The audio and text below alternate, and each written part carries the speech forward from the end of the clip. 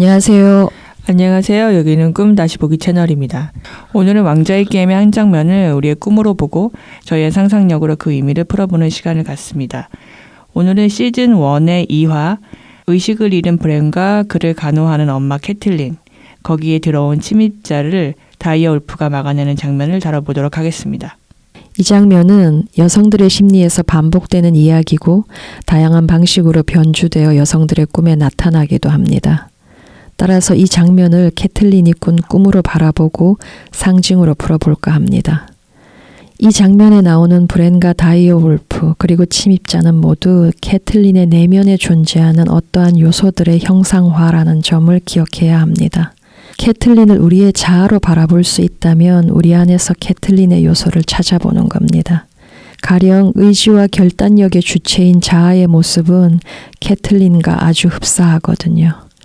자아는 단호하게, 또 때로는 강고하게, 때로는 신경질적으로, 또 때로는 배척하는 태도로 내면의 다른 요소들을 상대하거든요. 보겠습니다. 매사 분별력 있고 신중한 태도를 앞세워 이성적으로 행동하는 캐틀린은 매우 긍정적으로 평가될 수 있는 인물이죠.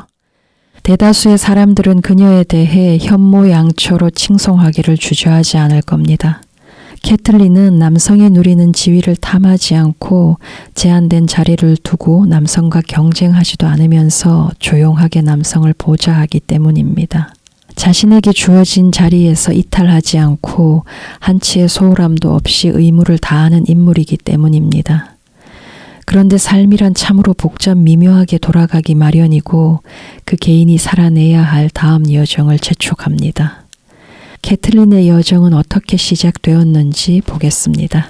꿈투사 작업 혹은 내면 작업에 친숙한 이라면 자아가 머무는 공간이 어디인지 주의를 기울이는 데 익숙할 겁니다.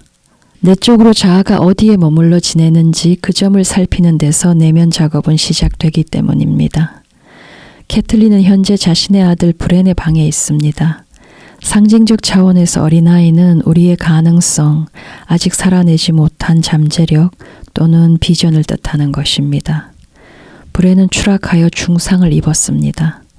캐틀린의 내면에서 어떤 가능성이 깊은 상처를 입고서 쓰러질 운명에 처하게 된 거죠.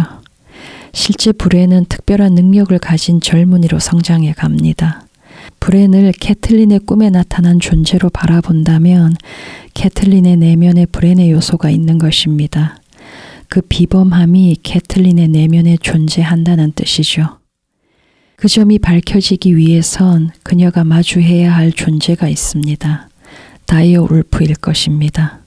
우리의 꿈에 동물이 등장할 경우 우리의 건강한 본능, 직관적 힘과 감각 등에 대해 고민할 필요가 있습니다.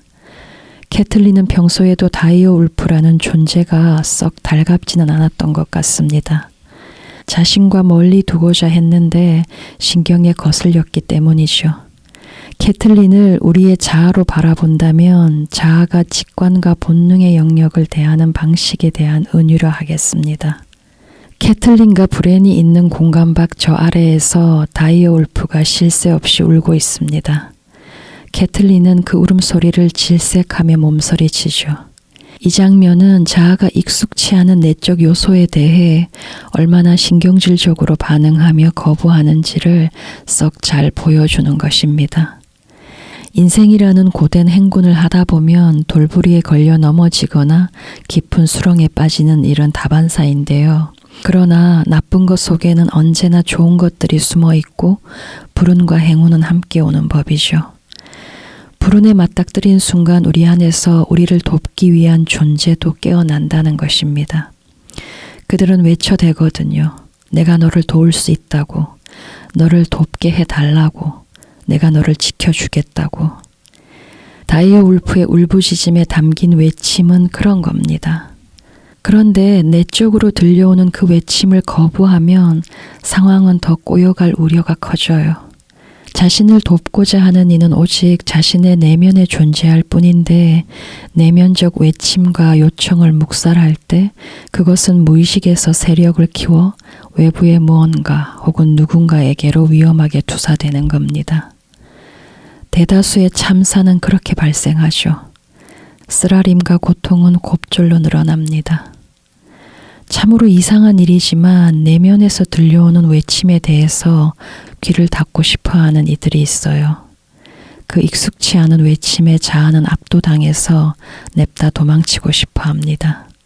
오랫동안 억압했던 탓으로 낯선 것인데 자아의 입장에서는 야만적이라는 평가를 서둘러 내립니다. 무시무시한 힘에 자신이 삼켜질 것 같거든요. 자아는 자신의 의지대로 통제되거나 관리하기 힘든 모든 것들에 절대 호의적인 법이 없습니다. 직감 또는 직관적 아이디어, 창조에 대한 이끌림, 그런 특질들에 대해 거의 공포에 가까운 거부를 드러냅니다. 그러한 요소들이 내면을 마구 휘저을 것 같거든요. 떠오르는 즉시 무조건 자동적으로 눌러버립니다. 기존의 질서에 어떠한 균열이나 혼란도 초래해서는 안 되는 것으로 판단하는 것입니다. 야만적이다 라는 딱지를 붙이고 경계하는 이유는 거기에 있죠. 책을 읽어보니라면 캐틀린의 내면에서 무엇이 억압되었는지는 아주 쉽게 짐작되는 바입니다. 툴리 가문의 장녀로 태어난 그녀는 3남매 중 가장 영민하고 대범한 면모가 돋보이는 인물이었던 것 같습니다. 그녀의 남동생 에드무어 툴리는 무능한 인물이었죠. 무능력한 남동생은 툴리 가문의 영주가 되었고 영주로서의 자질을 두루 갖춘 캐틀린 툴리는 영주의 아내로 살아가게 되는 겁니다. 현재의 캐틀린은 자신의 내면에서 그러한 욕구를 가져본 적도 없다는 듯이 살아갑니다. 일찍이 그것은 여성으로서 기꺼이 감수해야 할 명백한 한계로 받아들였기 때문이죠. 영주의 아내로 살아가는데 방해 요소로 작용할 것 같은 욕구나 개성은 깡그리 모아서 어둠의 영역으로 밀어냈던 것 같습니다. 그러할 때 뼈아픈 진실은 부모가 살아내지 못한 그림자는 반드시 자식에게로 되물림된다는 것입니다. 그런데 이것이야말로 비정한 처사인 것입니다. 부모 자신이 하지 못한 숙제를 자식에게 떠넘기는 야만적인 행태라 할 수 있으니까요. 캐틀린의 두 딸 산사와 아리아의 여정을 떠올려 보면 캐틀린이 자신의 내면에서 어떤 특질들을 억압하며 살았는지는 너무도 자명해지는 겁니다. 산사와 아리아의 지독히 혹독했던 여정은 한 차원 부모의 그림자까지 떠안은 결과인 것입니다. 브랜이 의식을 잃은 게 그 제이미와 설세이의 둘의 정사 장면을 봐서 떨어진 거잖아요. 내 의식이 받아들이기 힘든 진실, 특히나 그것이 기존의 질서를 완전히 흔들어 버릴 것 같은 어떤 그런 진실, 그런 진실에 대해 가능성이 내 아이가 다가가려고 할 때마다 뭔가 그렇게 떨어지고 누가 자꾸 죽이려고 하고. 드라마를 보면 캐틀린의 욕망이 겉으로 막 드러난 적은 한 번도 없었던 것 같은데 그만큼 욕구를 잘 관리했던 것 같아요. 제 꿈에서는 그런 큰 개를 다 이렇게 땅에다 묻어놨잖아요.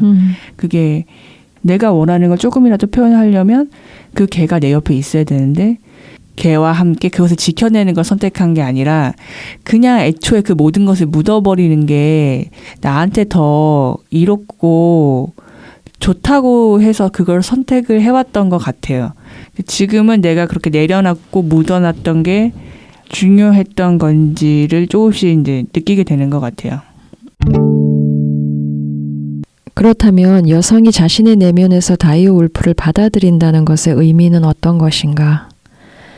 탁월한 감각을 갖게 되는 것입니다.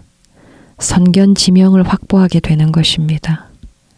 자신 안에서 진실을 추적하는 힘인 것입니다. 자신의 욕구와 재능을 지켜낼 수 있는 강인한 용기인 것입니다. 무리를 이끌며 앞장서 걷고 길을 제시하는 리더라는 뜻입니다. 어느 길을 선택해야 할지 직관적으로 안다는 뜻입니다. 훌륭한 인도자의 자질을 갖추었다는 뜻입니다. 자신에게 소중한 것을 반드시 지켜낸다는 뜻입니다. 캐틀린이 영주의 아내로 살아가면서 억압했던 자신의 특질들, 그 실체란 이런 겁니다. 그러나 이 땅의 수많은 캐틀린은 자신의 성을 떠나기를 주저합니다. 성을 벗어난다는 것은 무시무시한 공포로 다가올 뿐이고 주변에서 오는 인정은 과육처럼 달콤하거든요. 주변의 기대에 부응해 살아갈 때 자신의 안정과 안전이 보장될 것이란 믿음은 과도하게 견고하거든요. 다시 그 장면으로 돌아오면 그 방에서 죽음이 발생했죠. 단도를 든 침입자의 죽음인 것입니다. 죽음은 보통 심리 내적인 변화와 성장을 암시하는 아주 반가운 상징으로 여기죠. 침입자는 누군가의 명을 받들고 아이에게 몹쓸 짓을 하려고 한 것입니다. 캐틀린의 내면에서 침입자의 죽음이 반드시 일어나야 하는 사건이라면 이는 자신의 사고를 거치지 않고 무조건 순응하는 태도의 죽음으로 바라볼 수 있겠죠. 다이어 울프는 캐틀린과 브렌 모두를 구해냈습니다. 그 경험 이후 캐틀린의 행보를 보면 변화를 뚜렷하게 실감할 수 있습니다.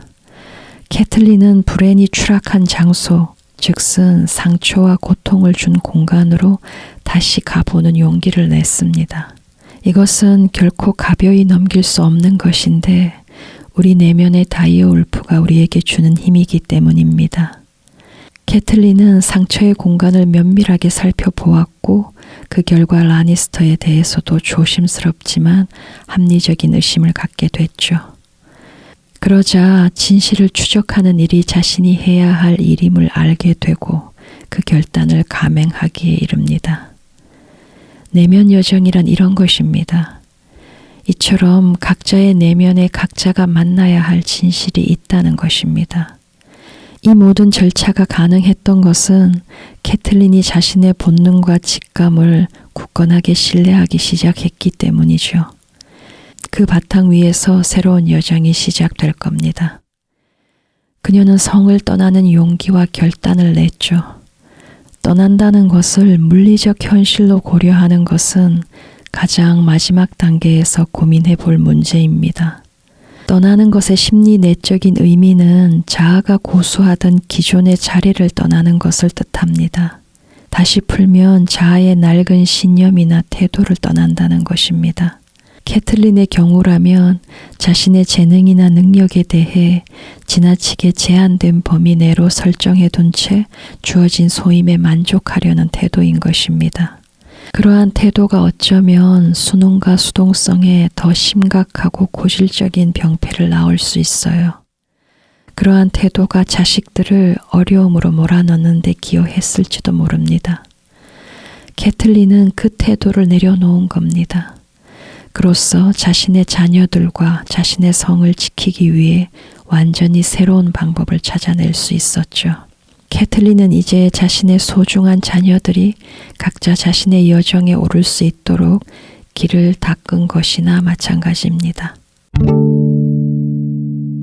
조금이라도 수용적인 태도, 수동적인 태도를 버리기 위해서는 항상 그 개 다이얼프가 필요한 것 같아요. 그러니까 저는 그 개는 계속 묻으면서 은밀하게 원하는 거는 계속 갖고 싶어하는 되게 모순적인 행동을 했던 것 같아요. 그러니까 내가 원하는 것을 갖기 위해서 내가 어떤 말을 하거나 내가 행동을 하기보다 그 외부에서 오기를 바랬던 것 같은데 외부에서 받기 위해서 걔는 반드시 묻혀져 있어야 돼라고 강하게 믿었던 것 같아요. 그동안은 내가 그 개의 필요성을 절실히 느끼지 못했다고 하는 게 내가 그동안에 있던 공간은 되게 안전하지만 그래서 공허했구나 싶어요. 지금 내가 경험하는 거는 불안정하고 고통스럽지만 그 개의 필요함을 느끼게 되는 것 같아요. 또 하나는 저는 제 스스로 생각하기를 되게 무서워하니까 누군가가 어떤 생각을 말하면 거기에 동조하고 어떤 사람이 해놓은 그 생각의 그 범위 안에서 딱 그만큼만 나가고 싶어 하거든요. 그러니까 내가 생각을 하나 해서 딱 한 줄이라도 그 생각에 끝맺음을 맺는 것조차도 되게 무서워한단 말이에요. 근데 그럴 때도 그 개가 되게 절실하게 필요한 것 같고 얘기 들으면서 내가 굉장히 촘촘하게 다방면으로 묻어두려고 애썼던 것들 이제 그런 게 많이 상황이 났던 것 같아요. 네, 오늘 얘기는 여기까지고 다음 시간에 다른 장면으로 찾아오겠습니다.